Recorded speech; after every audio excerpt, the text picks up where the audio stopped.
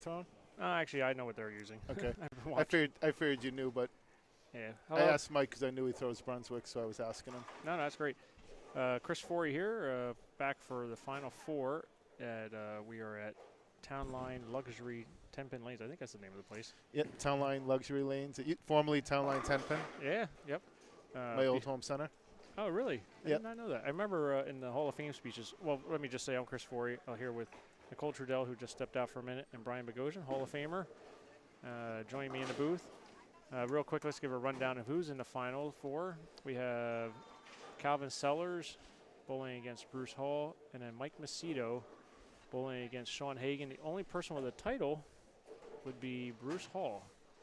And Bruce has been chirping about trying to figure out how to get into the Hall of Fame, change his point structure, stuff like that, but Yeah, it's not going to happen. today could be the day that he adds to his resume. Yep, it could. Yeah, in Barry's speech, I think he was mentioning you bowled junior league here, and I honestly did not realize. I thought you were down from like our area, like where you are now, which is pretty cool that you're from Yeah, here. I grew up about 8 miles from here in Lynn, and Oh, bowled wow. my junior leagues here at Townline. When I Wow. was 8, I started until I was 15, and then went into the adult leagues. But I remember they used to have Nebus here when I was a kid. Used to see the sign on the masking units. They used to have the lettering that would say NEBA with the date in October when it would be. Somebody just tried to tell me Calvin has a title. Sorry, folks. He I believe does. that's his brother. John Sellers has 2 titles. Calvin has 0. Calvin did make the final match with Nicole at the doubles at Cranston earlier this year. Yes, that's right. Correct. They lost to Van Hees and Bourget.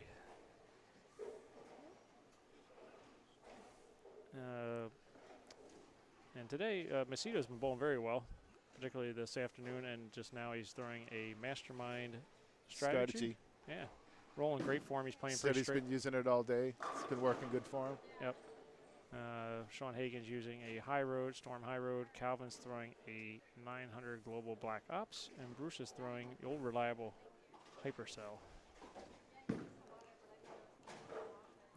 Bruce is, I don't know if you're really watching Bruce, but he's coming really around the ball a lot, trying something you don't usually see from Bruce. He's really coming around the top of it. It's like he's manipulating it, trying to get the ball to read. Yeah, I think he's made, looks like a small adjustment with his swing. Thought I noticed something, but I wasn't really sure. Yeah, I mean, I know he. But he's been bowling. He's been bowling well. Yeah, he shortened his approach a little bit, put his hand a little bit more underneath. I mean, went from underneath to more like just a little bit on the side, like the old starting suitcase instead of like cranking underneath the ball. But today he definitely is trying to manipulate the ball a little bit more. I think Michael had the right approach. I tried something like that. Now it'd be interesting. Lane 42 was pretty tight when Matt just bowled there, so be interested to see how these guys attack it because both are pretty straighter guys around 12 to 7 area. Sean Hagen, is he from around here? Do you know? I think he is. I don't know his exact hometown, but I know he has bowled a league out of Westgate on Mondays, I believe. He does bowl in that Coke League. The Coke League there, yep. But I know he travels for it. I just don't exactly know for sure where he lives. Oh, okay. Calvin made a ball change. I got to figure out what that is now. It was definitely a ball change. See if I can pop it out of the ball return here and see what he's got there. Maybe a Truth Pearl? I couldn't see anything. I got to I'm just going by the white get pin. blocked by the Yeah. paneling there. Yeah. Just by the white pin, I'm going to guess that's what the ball is. I thought he was throwing a black ops, but that's definitely a Truth Pearl. Yeah, whatever he made, he must have made the move after he left that split in the first frame. Maybe I didn't notice. Yeah, the black ops is going to be definitely a little stronger than the Truth Pearl is. So it's a perfect adjustment. He just threw 2 flush strikes. He knew what he was doing jumped there. off the wrong shot. Now it'd be interesting to see which guy figures it out first, but definitely the right lane was a lot tighter than 42 was a lot tighter down lane than 41. At least watching Matt bowl the last match against Bruce. Yeah, it looks like, well, far now anyway, Sean's at the early lead. Yep. Got the 1 strike on that lane so far out of the 2 bowlers.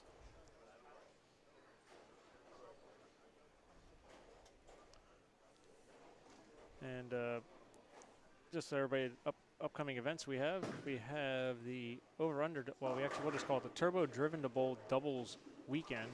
Bad break there for Bruce with the 4-pin falling.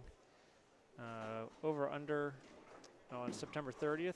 So over under meaning you have to have one senior bowler, one bowler 50 and over, one bowler under 50. And again, 2 champions cannot bowl together. We have a bunch of champions rules. Non-NEBA, 2 NEBA champions can't bowl together, or a PBA champion of any, or LPBA champion of any style cannot bowl together. Correct. In the last, they had Canada Last won a 15 years. regional or a national title in the last 15 years. Yeah, I like that rule change because we had some ringers coming in. It was easy to stack up Bruce with chopping the 2 off the 7 there. Yeah, it definitely was a good adjustment for the club, and keeps the playing field leveler, I think. Oh yeah, I mean there's obviously a lot of great players outside our area that normally bowl, and you can see that pair. See that lane's Yeah, you called that perfect on the right lane there on 42. You can just see the ball just doesn't go. So I like that rule change. We made that last year, so so that was good. That was a good change there. Things you don't think about until it actually happens, and we had somebody win with a. Yeah, that rule actually affected me for this tournament coming up because last year I bowled with a young bowler named Sean Lavery from Texas. Oh yeah. And he won a regionals. I think he's won at least 2. I'm not sure if it's 2 or 3, but because of that rule change, I had to send him a message on Facebook and tell him we couldn't bowl together this year. He has some family up in Providence or something, doesn't he? Yeah, I think he's from Rhode Island originally, him and his brother Anthony. Oh, I didn't realize that. I was wondering why they came up and bowled because I know Billy Trudell bowled with Anthony. They're coming up again. I think he's going to be in town in like 2 or 3 days. They're getting. He almost came up for this tournament, and then I told him, well, if you win it, we're not going to be able to bowl together. And then he's like, oh, never mind then. And then like 2 months later, the rule change went into effect, so I messaged him to tell him, unfortunately, we can't bowl. Yeah, we got to flag Nicole down.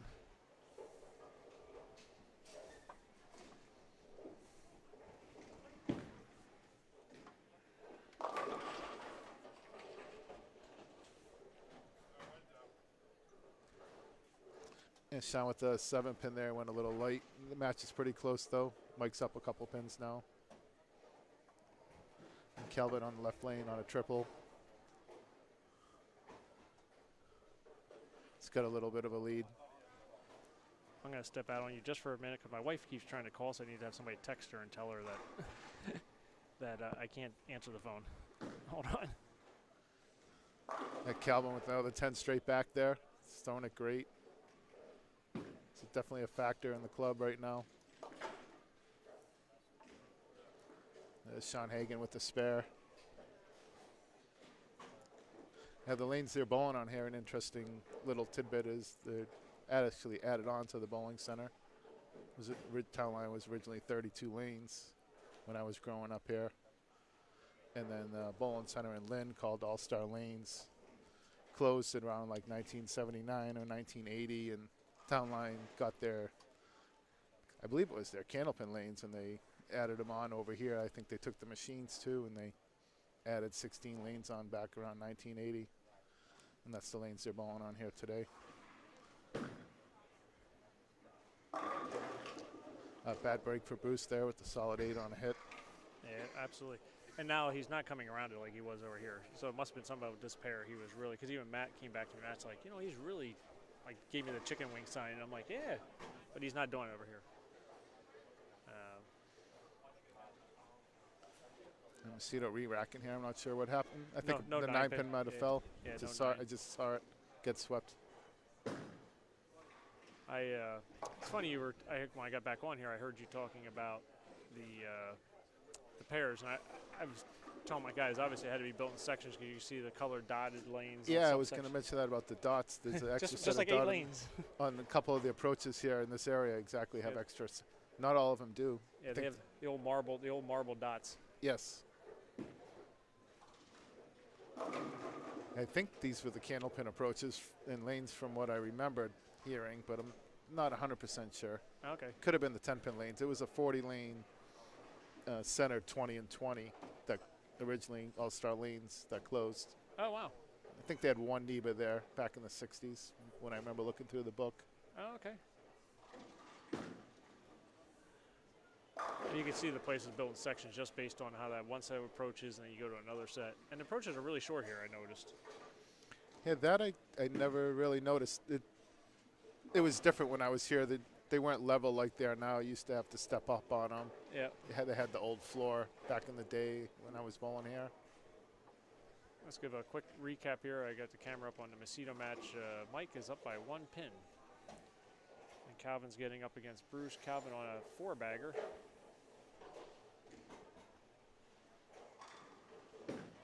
Oh, Calvin, good shot into the track. Little mixer. Once again, anybody that's out there watching, share the feed. Share it on Facebook.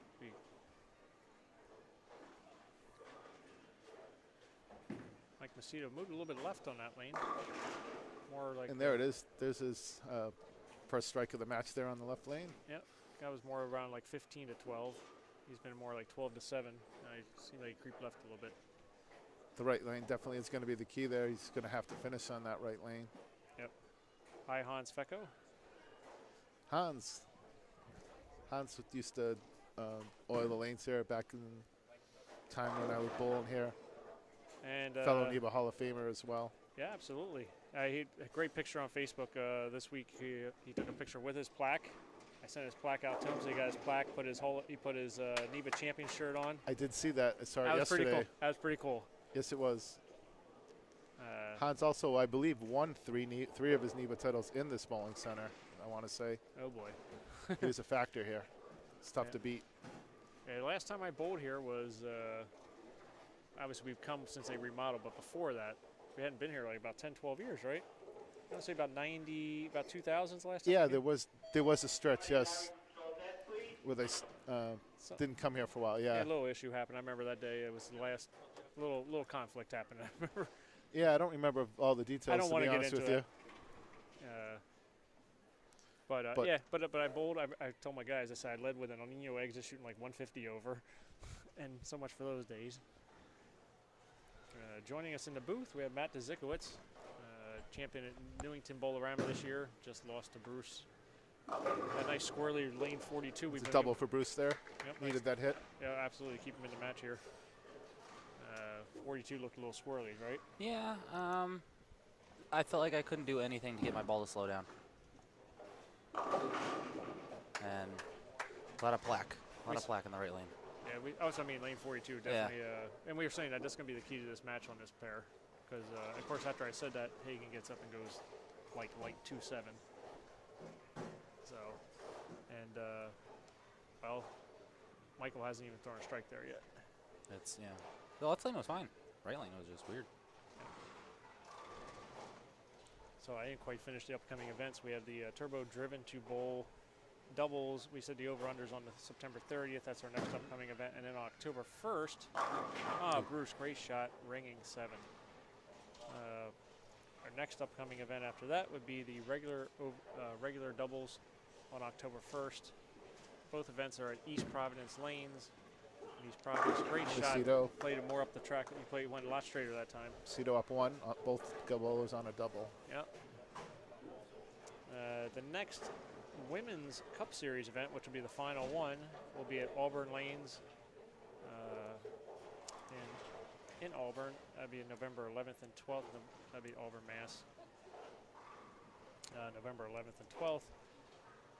We have a pretty tight race for the points right there for the ladies, so they're bowling for a little bit of money. I don't have the prize fund in front of me, but they're getting a little extra cash. And I know next year, talking to our sponsor, Ms. Joanne Herman, she's going to pump it up a little bit more for the ladies. So. Oh, that's awesome. And she's going Thanks, Joanne.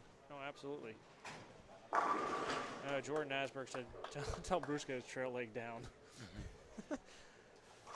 Well, I can't really help him while he's bowling, and since Mike Macedo with a triple there. I could try and text him, Jordan, but I don't know if he'll see it. I don't think Bruce doesn't carry his phone around while he's bowling. Calvin, that's a little bit left in the track. Yeah, that was about 4 left of his last shot. Wow. On that lane. Seen a lot of 4-9s. Saw a 4-9 earlier today. Yeah, not a lot of hold early on the pairs. As the day went along, they got pretty tight in the middle. That's up the gut.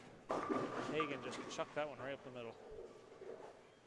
Yeah, Jordan. he was able to break up the split there, which was key for him. Yeah, still in the match. Go to Calvin shooting a 4-9 here. And he got 1. He got 0. 8 That's out. not very good. Lost a couple pins in Phil. So let's give an update. I'm going to show the scoreboard here of that match. Still has plenty lead though. Yeah, he's got a 26-pin 26, lead yeah. currently. Hagen did cover the spare. Give you a screenshot of that. Currently, we would have a 21-pin, 13-pin lead. Now, Calvin did go Brooklyn last shot here, so it would be interesting. The pin and rolling in the gutter. You're okay. Shot. Much better shot there, because he did go. Yep. He did go runaway Brooklyn. Big shot set up in the 9th. Can't be shut out. Yep. It's a good. He's up 26. Hagen, that's the. Ooh, slap out the 10. Nice shot.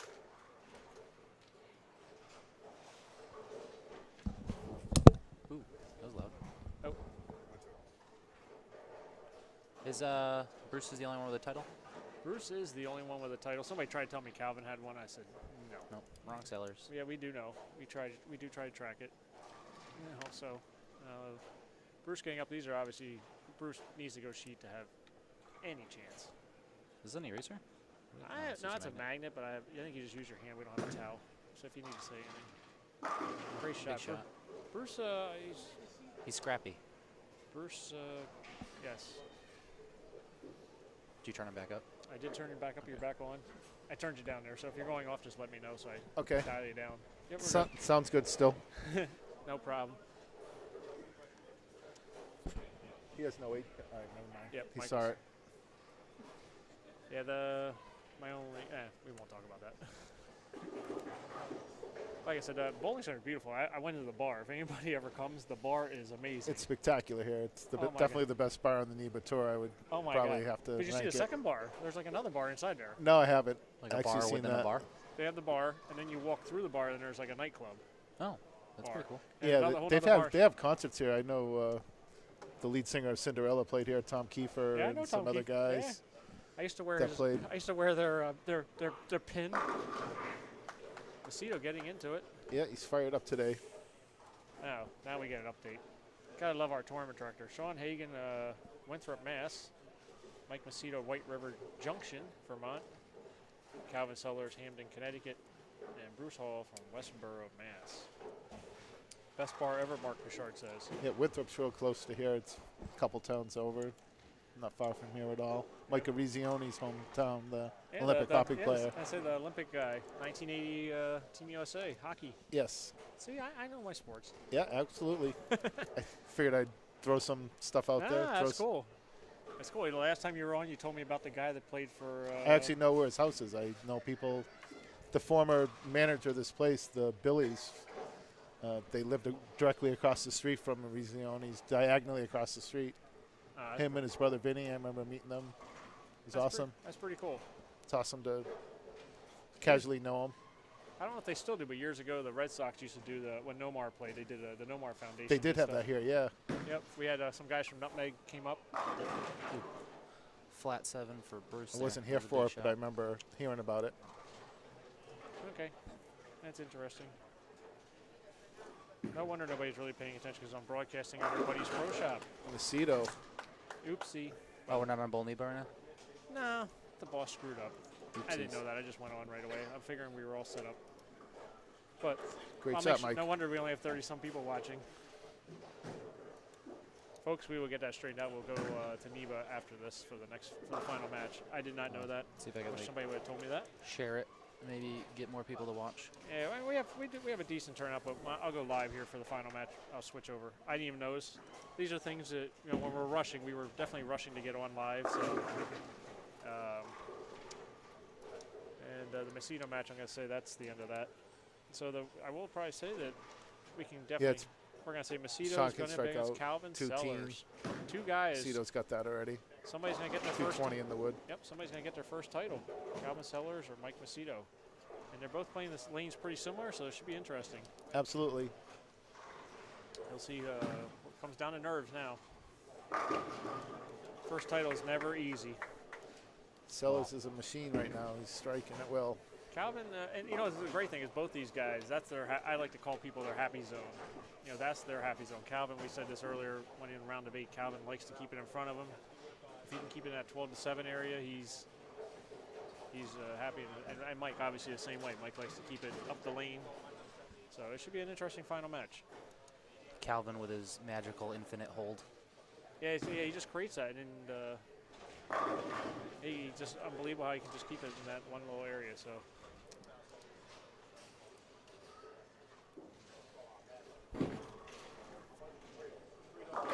Thank you, Rusty.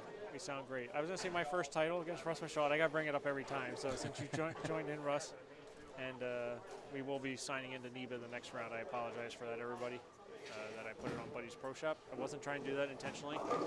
That was totally a boo-boo.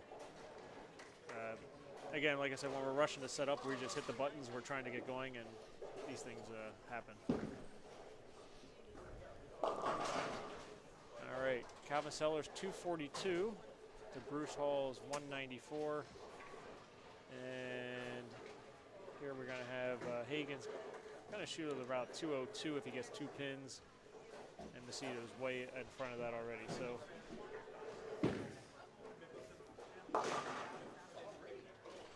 You never know. Things are bouncy here. He could have made that. Yeah, I was They do what they saying that earlier in the back. They do Pins fly. definitely bounce here. I saw Webb bounce the 4-6-7, I think it was, or 4-6-10, one or the other.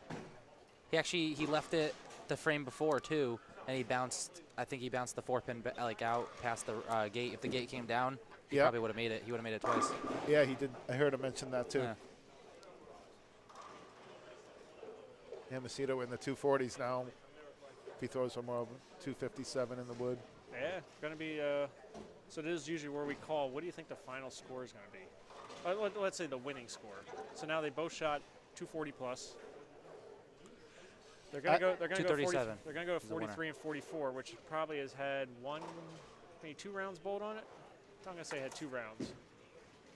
I'd say it's going to stay in the same range to 240 or 250. It's going to take the win probably. I'm going to say because they're not going to have as much hold left. And that pair is Calvin is that where the pairs change over? No, They're both in the 240s. So. Yeah. I say the winner 237. All right, folks. Well, I'm going to just real quick. We're going to sign off just so we can get the camera moved. Chris Forey, Matt DeZikowicz, Brian Bogosian. I'm not sure who's going to be coming on. Bruce just lost. I'm not sure if he's going to jump in or not. But we'll see you in a few minutes, and we will sign on under the New England Bowlers Association page this time. Thank you very much.